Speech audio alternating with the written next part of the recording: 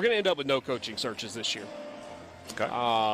Obviously, Mississippi State is back in the postseason. Chris Lemonis has done a good job putting this team in position to do that. And I know it has not been a smooth ride. It has been very bumpy at times. There were a lot of games during the season where if you sampled the Mississippi State Twitterverse or any Mississippi State message boards, there were people, lots of them, that didn't just want Chris Lemonis fired. They wanted him fired that moment. Yeah. Like, get it done, get him out of here. Well, that talk has died down. At least for most it has. As it should. As it should.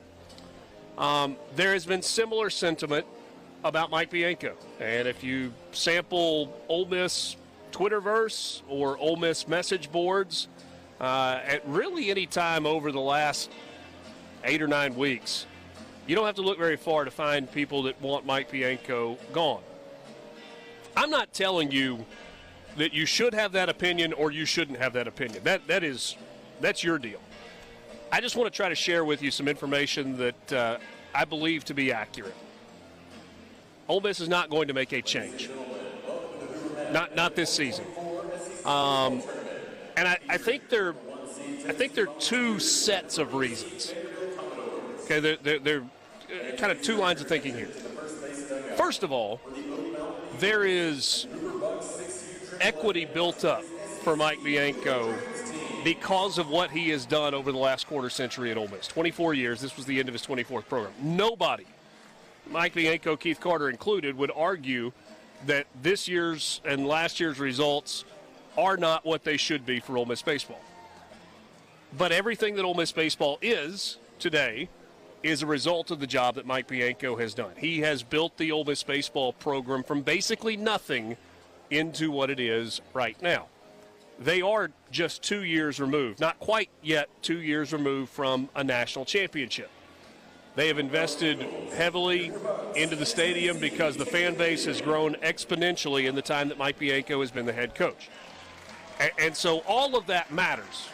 You may say, well, that doesn't matter right now. I understand. But that does matter when you are framing the conversation about the leadership of the Ole Miss baseball program. So that's part one. And then part two is financial. Chase Parham did a good job with his reporting at the rival site, rebelgrove.com. I think he's talked about it some on his podcast with Neil McCready, that some of the initial numbers that were believed to be associated with the buyout were actually a little light. And in terms of Mike Bianco and some financial stuff that went along, like stuff that I don't even necessarily understand, but like HR-related stuff, and assistant coaches, it was going to cost about $7 to $8 million to make a change. And that is before you go out and you hire a new head coach that was going to be expensive and might have a buyout. Let's go right now field level for the national anthem.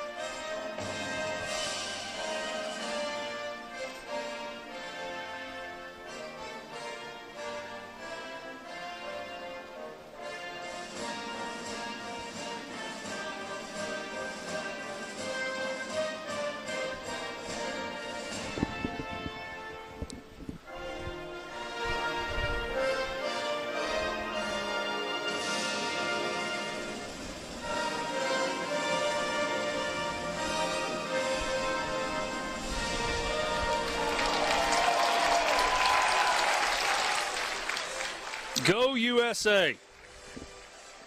It's always awkward. Like we're in the middle of a radio show. Hey, we're going to pause for the national anthem right now, but it's not like we can just keep talking. All right, so talking about the financial piece. Yeah. So really significant just to get out of the existing contract think most people know that the contract that was put in place was 6 years. State allows a maximum of 4 years. They did 2 additional years through the foundation. Those were fully guaranteed. This came after the national championship season? Yes. Okay. So they did that 6-year deal. He was not extended last year. His contract will not be rolled over this year. So there will be 4 years remaining on the contract after this season, and Ole Miss would be on the hook for it's like 80% of the remaining money on the deal. But then again, there's some tax implications and some other things. So the all-in number was $7 to $8 million, and then you got to pay probably a buyout for a coach that you're going to go get from another place, and then you would have to pay whatever the salary was for that. Ole Miss is like everybody, asking its donors for a lot of money in a lot of different areas right now. And having to come up with $10 million, just using that as a round number, to make a baseball change on top of the fact that this week we're going to be at we're entering this new era in college athletics where Ole Miss and all the schools in the SEC are going to be about $20 million lighter. Yeah. And so economically, not feasible. I do believe that Keith Carter and Mike Bianco are having soon to have a very significant conversation. And I don't think it's going to be the most fun conversation that either one of them has ever had. I tend to believe that they're going to make a pretty thorough examination of the entire program. But in terms of a change of leadership, it's not going to happen this year. It's just not. You may have some comments or questions about that on the C Spire text line. We'll get to those. Yeah. My first question about this. If there weren't the financial considerations, would a move be made at Ole Miss this year?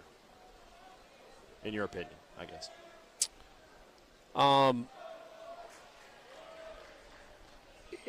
Probably. Okay. Probably. And I get the. But that's an awfully big if. I mean.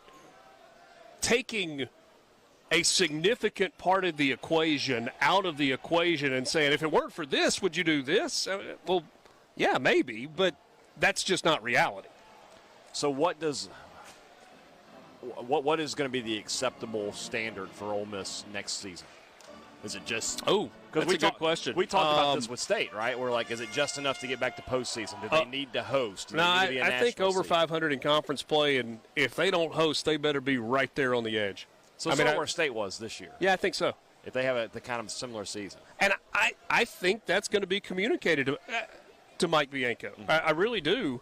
As I was saying earlier, in terms of a difficult conversation, as two grown-ups, I don't think it's an adversarial conversation. I think Mike Bianco probably believes in the way that he's going about his business, running his program, and Keith Carter has to look at what's best for the entire athletics department. I do think that there is a unique dynamic, and Mike Bianco has talked to us about this. He insulates himself during baseball season. He's not a big social media guy. He's not a big news guy.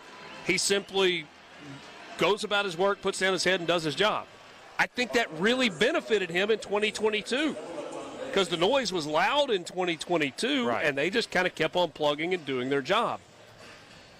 But Keith Carter is not able to do that. Right. He doesn't get to tune out the outside noise and just focus on his team. He answers to donors. He answers to season ticket holders, to all of the stakeholders who are out there. And so he has to weigh all of that in whatever decision that he makes about the future of the program. And when I say I think everything's on the table, I think they will discuss coaching staff, whether you've got the right pieces in place there.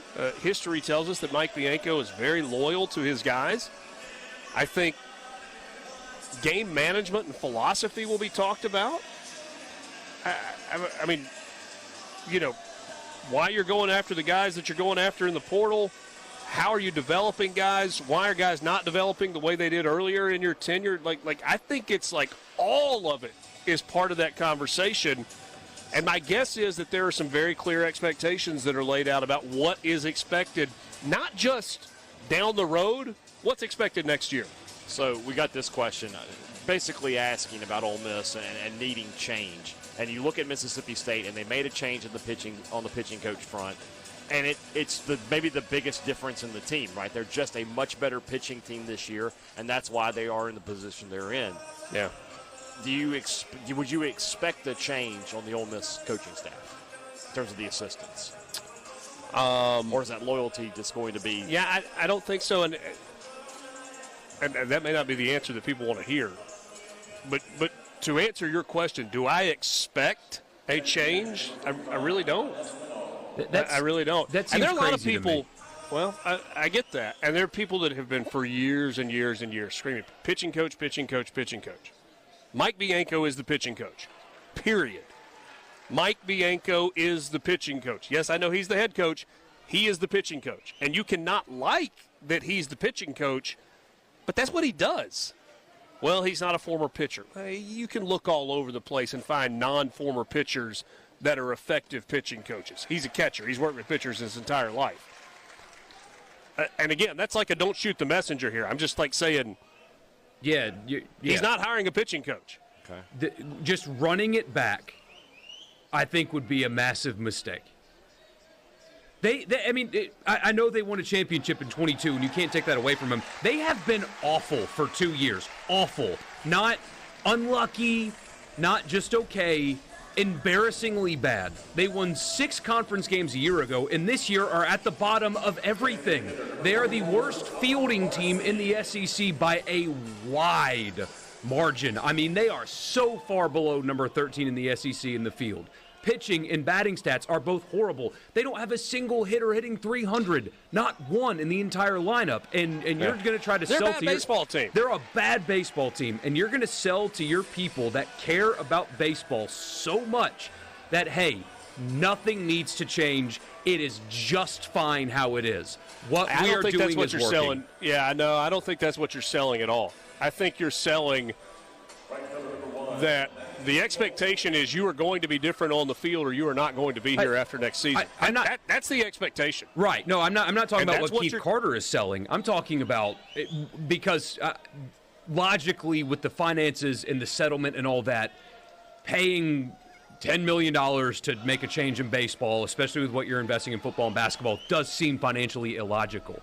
But if you are trying to sell your fan base on Ole Miss Baseball 2025, and you make no material change, whether it be staff assistants or whatever, you've got nothing different, you're just running it back, what fan is going to be like, okay, that's a good thing. Let me buy my season tickets, let me donate to the collective, and let me give you 8,000 of them will. And then let me go to all 3 games every weekend and spend all my money to watch a team that has been pathetic for 2 years make not a single material change. That is good luck getting people to think and buy into 2025 Ole Miss baseball with their time, their physical presence, and their money into collective to pay players when that is what you're trying to sell to them after being embarrassing for 2 consecutive years. I don't know the roster well enough. What does this Ole Miss team look like next year? Completely different. So they're going to have to. So both them and State are Andrew Fisher in the portal. On Andrew social Fisher media is returning. That's a big piece. Liam Cohen will be back. That's a good piece. What does Xavier Rivas do coming back off of Tommy John? I don't know. Hunter Elliott probably not going to give another go. Probably go ahead and go to the draft. Yeah. Okay. Yeah. Smithwick is back, right? He's just a freshman. He's a true freshman. There are lots of evaluations that have to happen, and I mean, that's a two-way street, right? I mean, you can say, hey, we need to make room. Hey, we're going to get guys, but you also have guys on your current roster that you might like to have back who might go, yeah, you know what, I'm going to look around a little bit. So a little bit of a moving target.